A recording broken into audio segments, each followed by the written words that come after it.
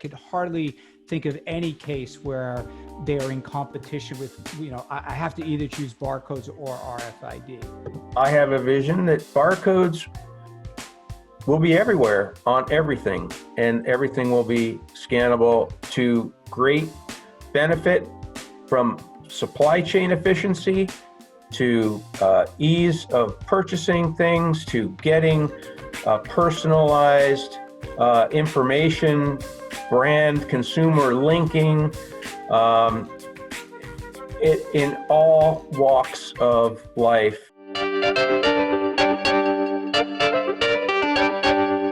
This is the Automatic Identification Teachers Institute Virtual Edition, brought to you by the Material Handling Education Foundation, AIM, and the AIDC 100.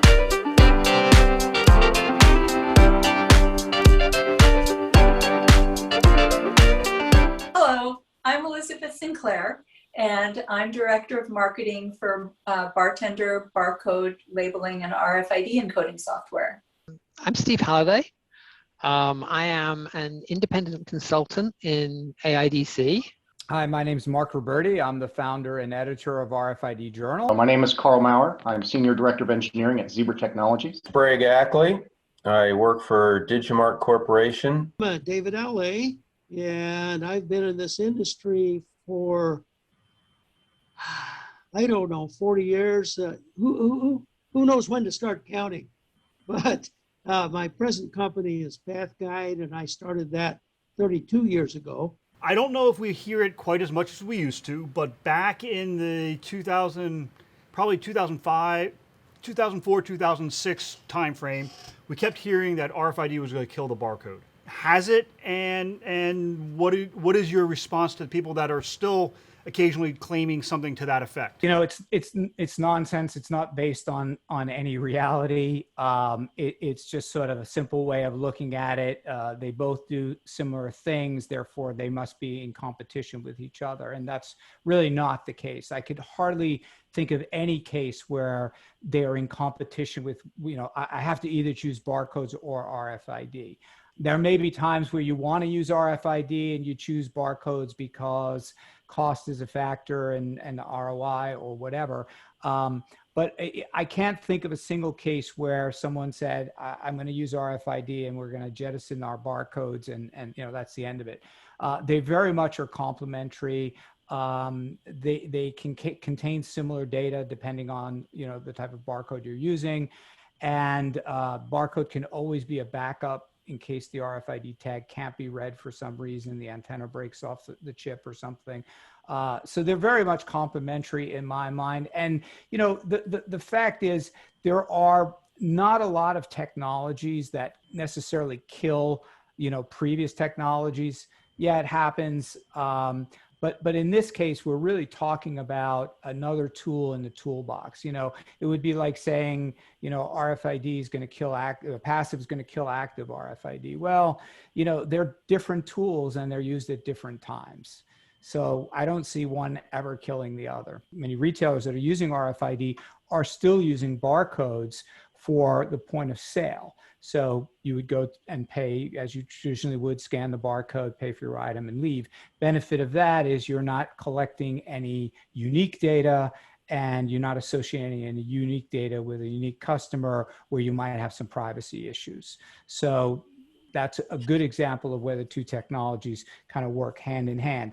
And typically, even in a manufacturing plant, let's say you have 20 different parts bins, or better yet, you have containers of sugar. You want to find the oldest one. An RFID would have a unique serial number that would tell you which one is the oldest. But if you couldn't read a serial number, you could still scan a barcode, know that that's sugar, know that it's okay to use it, and it would be a backup for your RFID system in case a tag got damaged, couldn't be read, and so on. Well, first I'd like to say I view barcodes and RFID as a parent views two of her children. We encode RFID and we make barcodes, and I don't like either one better than the other, and I think they each have their special skills and talents, and there's a place for both of them in the world. as for, and also, again, there's some really fantastic synergies between the two. But as we grow into this space where the consumer wants access to the data,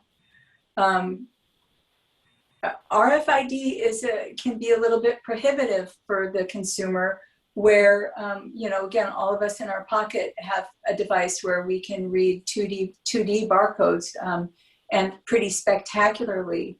About the cost of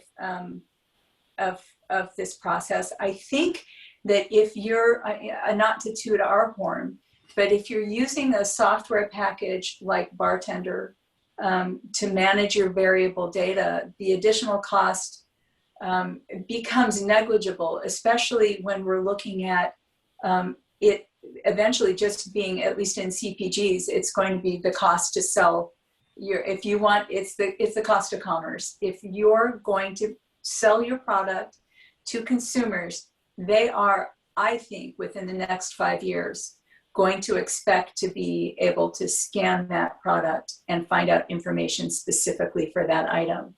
So when it becomes an expectation, it just is something you're going to have to do. And again, you know, we have relationships with RIP printers, raster printers, where you can have the beautiful color prime label artwork on a product, and then you can manage that variable data within that beautiful label. So it's still using the same Flexo printer, but Bartender's managing the variable data that goes into that label that enables this kind of item level ID. Technologies never, ever kill other technologies.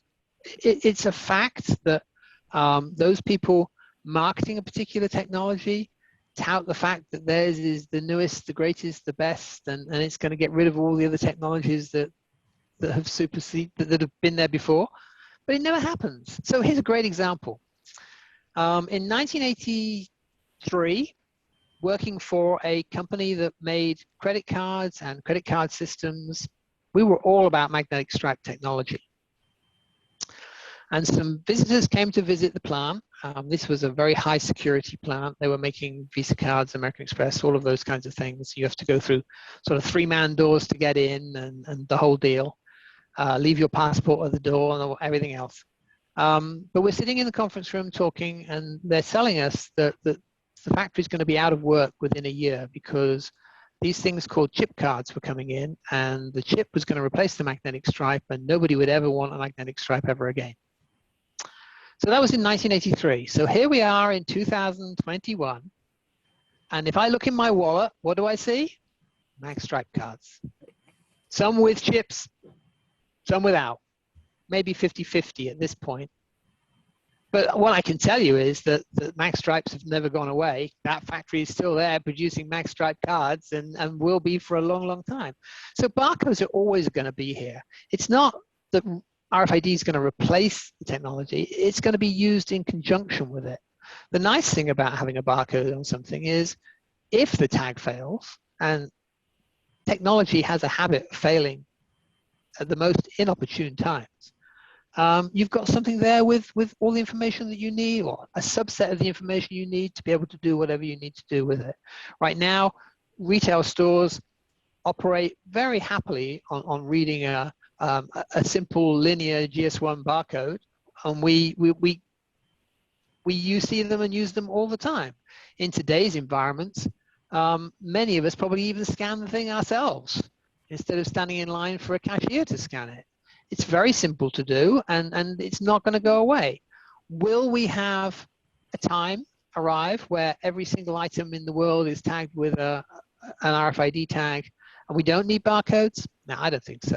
I just don't think it'll ever happen. I think it's much more likely that the next great thing will come along and we'll concentrate on that. And people will be standing there going, well, is this technology going to replace rain? And I'll still be there telling the same story about technologies never get replaced. So we'll still be here doing things with rain, with barcodes for a lot longer than I'll be in this industry.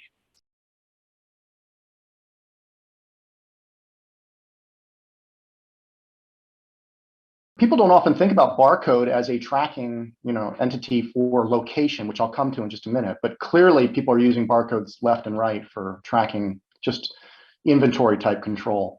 At the moment you scan the barcode, you know where the thing wearing the barcode was. Getting your crystal ball out, that since you're not a super quadrillionaire, your crystal ball works probably as well as mine does. But what do you see as the most important reason for a company as we move into the future and look into the future for adopting AutoID?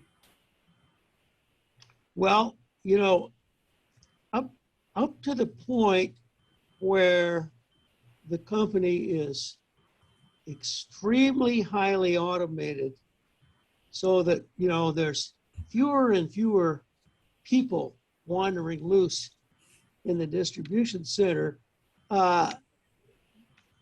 When people are interactive with something, unless they have AutoID to confirm that they're doing it right, then you're simply subject to those people and the normal human error that's always attendant upon stuff that people do. So I see it lasting a long, long time. I go back, let's see, 1974, what is that? Approaching 50 years, not quite 50 years, was when UPC was standardized. And it still is what it is. And of course, yeah, we have 2D barcodes now, and some adventurous things beyond that may, in another 50 years, perhaps supplant UPC, but it'll be a long time. So what we see is that during times of economic downturn, like the 2008 recession or the COVID pandemic, companies look to invest in automation technologies. They want to take the opportunity of the slower paced business environment, or maybe not slower paced, maybe a more clogged business environment when it comes to supply chain lately. And they use this time to reassess their systems and plan for and invest in the future. So it's interesting. We've had a great year. What we hear a lot of buzz about in the media is about AI and robotics, and they're really sexy, and I think they're really interesting.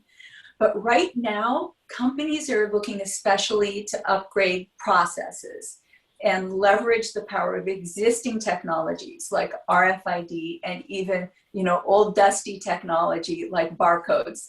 But companies are doing some pretty fantastic things with these old, well-established data carriers that we know and love, these barcodes.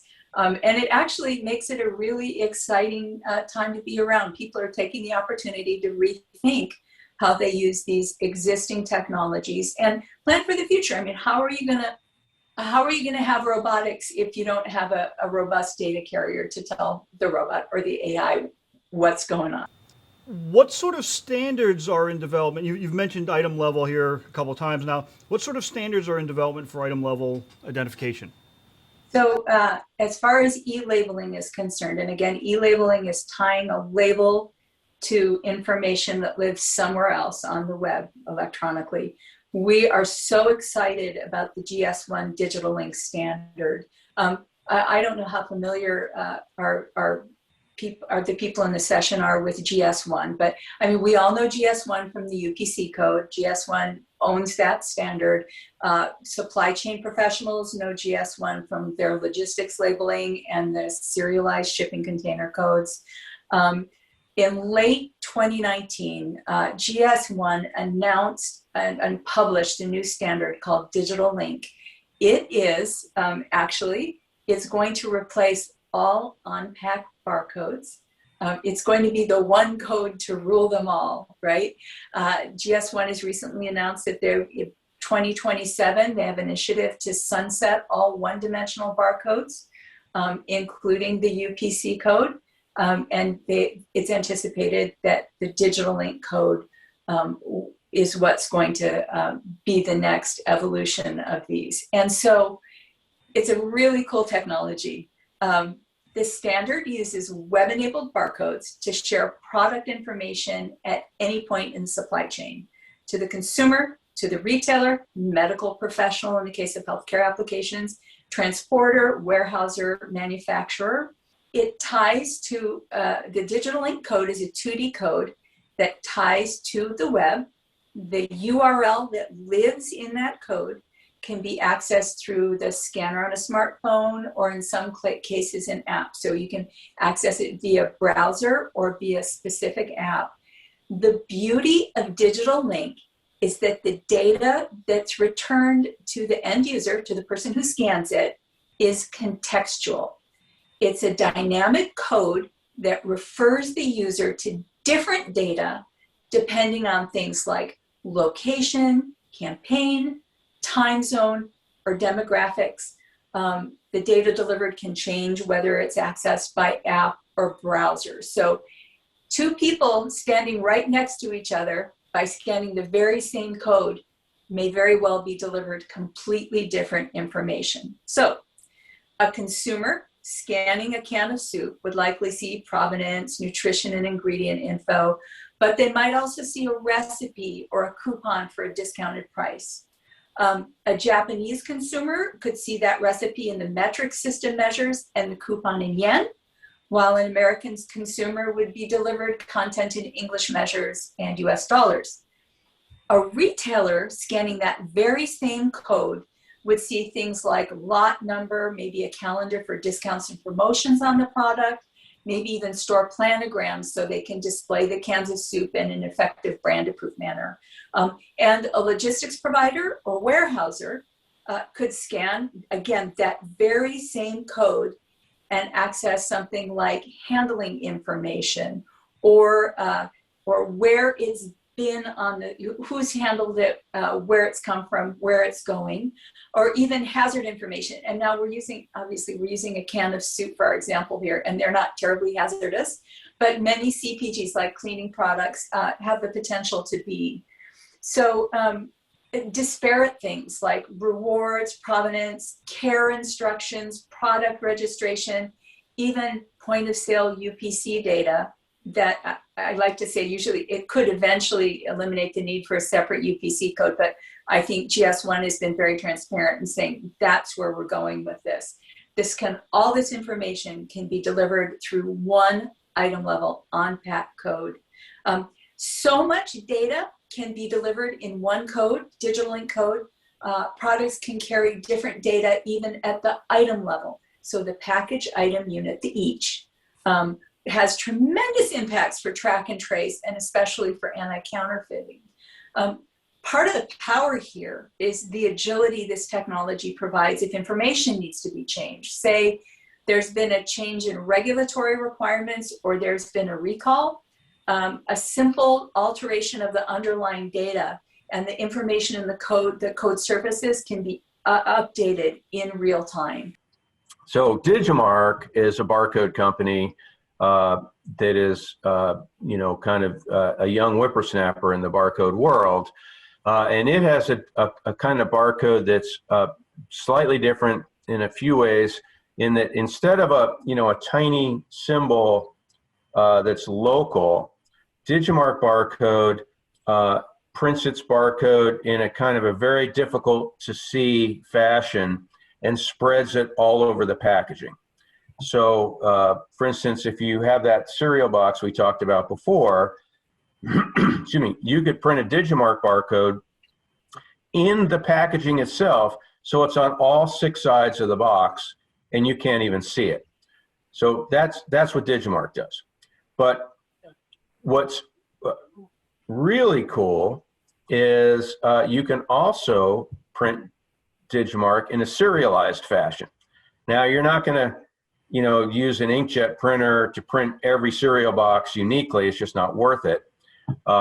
We are printing Digimarc on as part of product labels, for fresh foods, for what I was mentioning before, where that's serialized, but the consumer doesn't even know there's a barcode in it. But one of the coolest thing is these days, when you get fabric. Fabric is made on a loom. And, you know, in the old days, you lift up the weave and the weft, and then you throw the shuttle across, and you flip it, and you throw the shuttle across. Well, that's all done now under computer control. And it's like a thermal printer. You can put a thread anywhere that you want. And so we are serializing cloth that's actually woven. The barcode is actually woven into the cloth, and it can either be serialized or not. And one application that's gaining a lot of traction really quickly is, especially for authentication, is a lot of products have little patches, you know, with a logo on it, and it's sewn into the product. It can be, you know, added to footwear, you know, any type of, you know, whatever, anything, duffels and backpacks and, you know, fine fabrics, you know, luxury brands, you name it. The idea that you can weave a barcode into the material and it's spread out everywhere, so it looks like looks like a fancy fabric with a kind of an imperceptible kind of background pattern, scans like bombers. And I just think that is the coolest. I'm still just amazed by that one. I remember when I first started in barcodes, and, you know, like, people were like, barcode? So you're doing all this work and all you're doing is making scanning at the point of sale easier? Like, you know, that doesn't really make you feel very good. But then we started getting into the medical world, and, you know, barcoding, of course, is everywhere in hospitals now, but that was not the case until really fairly recently. And, you know, once we started solving some of the problems of using it in healthcare, I started getting a feeling like, all right, we're actually helping people, and we're helping, you know, hospitals not lose money. We're helping people not get the wrong drugs and die. You know, that's the kind of thing that made you feel good. Well, in the Digimarc world, we are working on a project that is being spearheaded in Europe in the recycling space, where Europe is way ahead of the US in terms of mandating, you know, certain levels of recycling in various products, legally mandating it, excuse me. Whereas, of course, here it's more voluntary. But we all know that there's a huge problem of, you know, plastic getting into the environment. And even though, you know, my family certainly recycles absolutely everything, it doesn't always make it into the recycle system. And then once it gets into the recycle system, you know, it's all mixed with all these other different kinds of plastics, and there's an attempt to sort, but it's not very useful. And anytime you have a contamination in the recycle stream, you end up with products that are basically, you know, not as valuable, and you can't really use them to make new product. And so there's a big thing going on in Europe called Holy Grail, where it's a consortium of over 100 companies, all of whom are very, very well-known companies. And we are attempting to mark in plastic the identity of the plastic, and not just like recycle 6 or something, but where it came from, what company molded it, what mold release compounds were used with it, and using Digimarc to sort this material, you know, going at like 3 meters per second under massive lights. We have 6 cameras decoding 300 frames per second. each one run by its own computer, and we're generating, like 100 gigabytes a minute in data. And the way that we make this work, obviously you can't, you can print Digimarc in the packaging, which a lot of people are already doing. But once it's stepped on or the label falls off, recycled plastic is not the prettiest, looking stuff. It's been crushed, it's gotten dirty.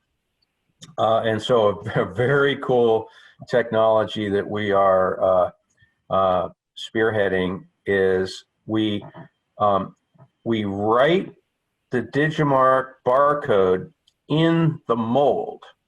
And this is done using high-speed, powerful laser marking technology.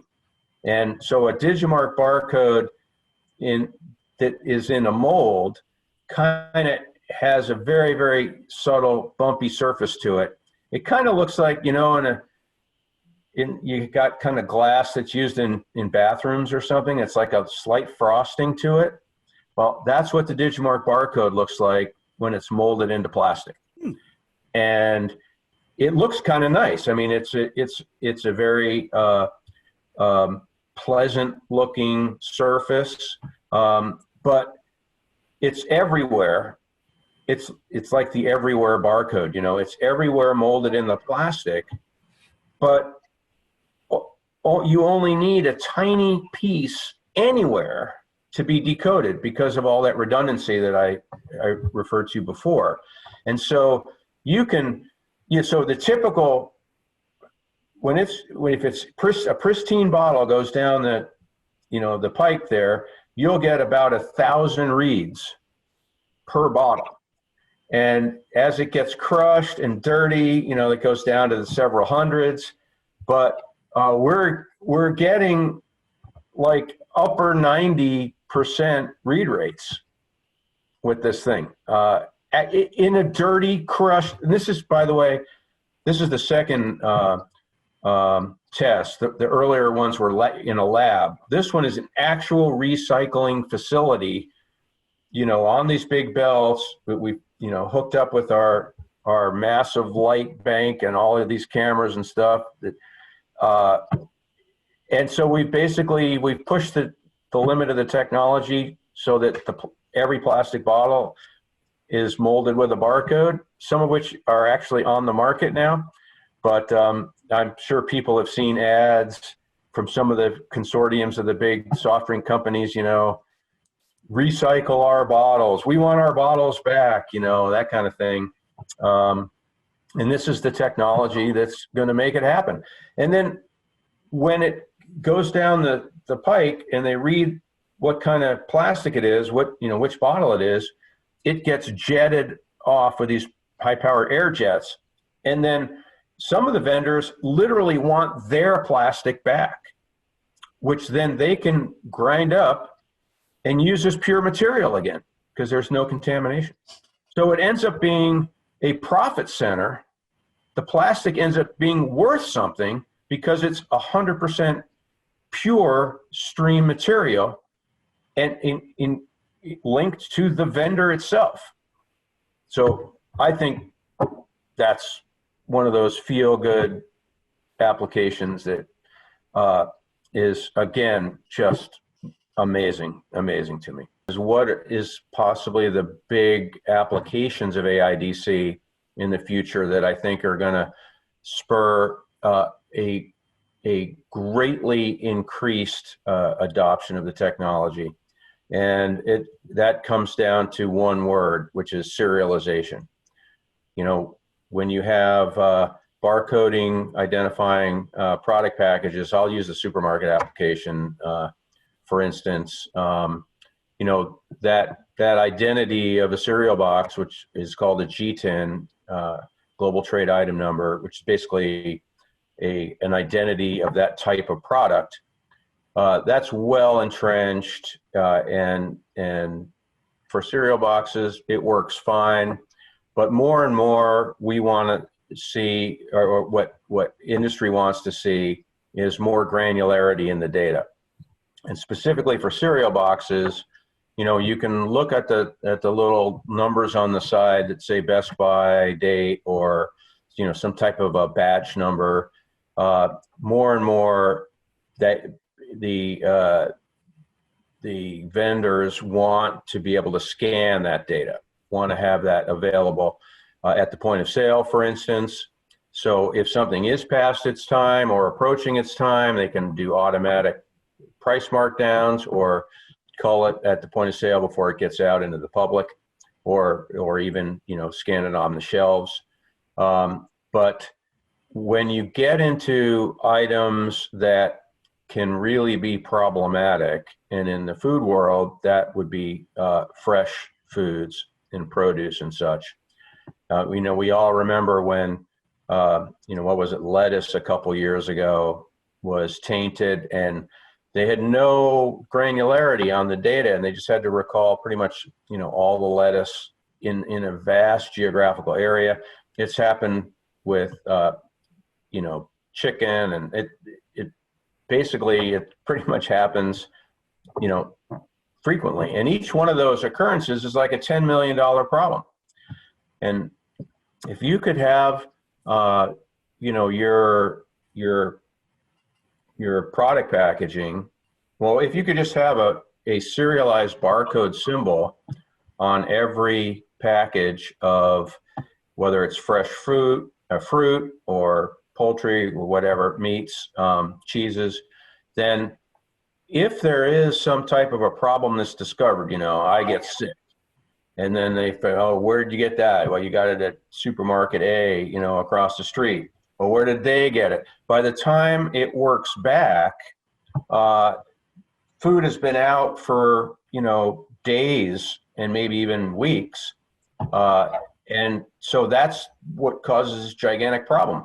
If, however, you know, I get sick and I can scan my package and tell the store it's serial number 12345, they can track it down through the supply chain to the exact, you know, farm at the exact time that it was packaged, and they can discover that, oh, there was some lapse and, you know, the air conditioner broke there or whatever. And now they can say, well, we have this group of serial numbers, and they know where they can track that exactly through, and they could take everything off the shelves in that range at my supermarket, and there might be a bunch of stuff across the street, maybe even across the country, but they can extract that relatively tiny amount of potentially tainted food in almost within 24 hours. And the food chain is safe. They've spent virtually no money to get it back instead of the other situation. It's not just food, of course. Any type of you know, recalls in automotive. The DoD has been serializing mission critical parts, you know, in their supply chain. You know, like the what's it, the $5 part that goes into a fighter jet, but if that's a problem, the whole jet goes down. So that technology that has been developed for these types of super high cost, super mission critical type applications, I think is going to proliferate everywhere in the supply chain. And I think it's going to be very common in the next 5 years to see that, you know, that kind of rolled out throughout, you know, everything pretty much in our lives. I mean, there's always people that are naysayers against technology in general.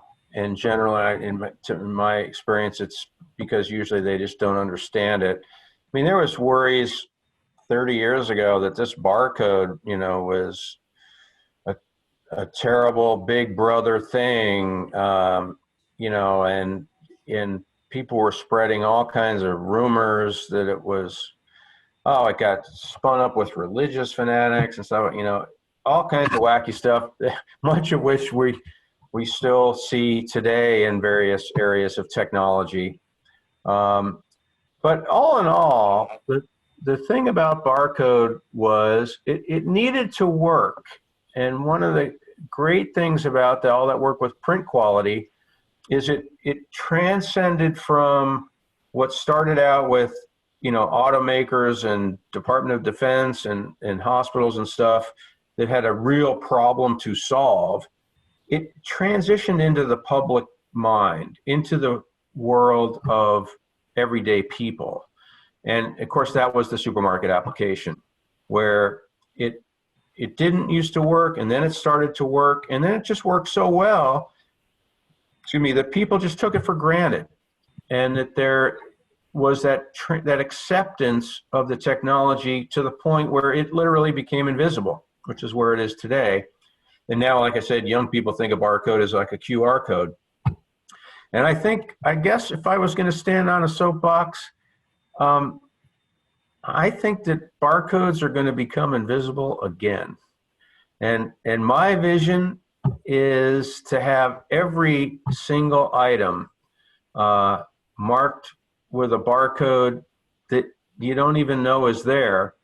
And it just gets scanned when it needs to, whether it's a person in a store checking to see that, go to the website to see what other deals they can get, to the store that gets a returned item and they scan it and say, there's no barcode on this woven into the fabric. This is a fake item and we're not going to take it back. To huge improvements in supply chain. For instance, if you spray a barcode all over a box, this is one of my little fun things here.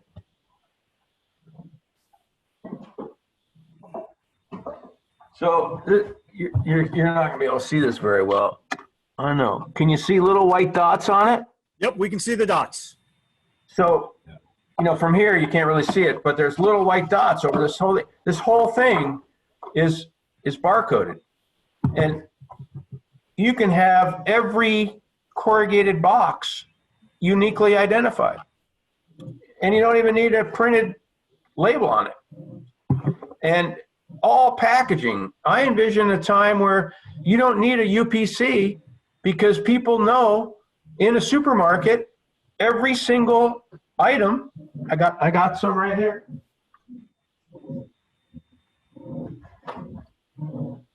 So here's a box you can buy today at Walmart, and you can scan any size of this box. And I think people in the future, I have a vision that barcodes will be everywhere on everything, and everything will be scannable to great benefit, from supply chain efficiency to ease of purchasing things, to getting personalized information, brand consumer linking, in all walks of life will be. That's the vision I see for the future. Camera can visualize the general location, and the RAIN RFID tag can provide certainty of exactly which items are present. Hospitals might need 100 gurneys, but they'll have 150 because they want to make sure they have one, can find one when they need it. So our task was to create an antenna system that would take the bag as it went up and read all of the tags that were in that bag. Like I said, there were 400 clothing items. Each one had a tag on it. Thanks for watching. Please remember to subscribe, like, and we hope to see you next time on the Automatic Identification Teachers Institute Virtual Edition.